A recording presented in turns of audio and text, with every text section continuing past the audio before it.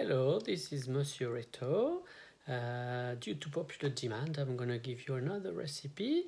So today we're gonna try to make some pain perdu, which means lost bread. So basically something that you use when you have some leftovers of bread, of course. You can make this lovely dessert called pain perdu.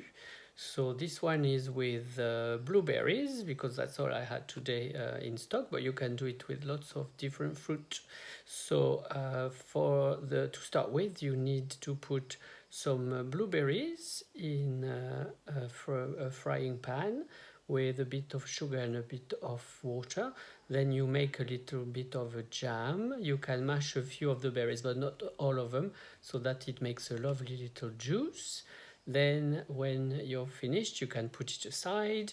Then you cut some slices of bread, quite thick, because then the next thing is to make your kind of dough. So you need a bit of milk with one egg that you whisk with a bit of sugar, and then you dip the slices of bread in that kind of very liquid dough on each side. You let it really soak up the kind of mixture. And after that you put some butter in a pan, and then you put a bit of sugar with your butter as well, so that it makes a nice caramel. As you cook your slices of bread, try to press a little bit so that it can caramelize on one side. When you've done one side, you flip and you do the other side.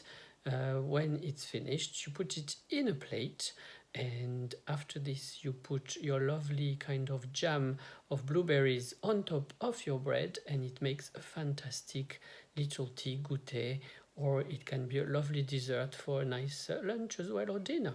So I hope you like it, and I'll see you soon. Bye bye.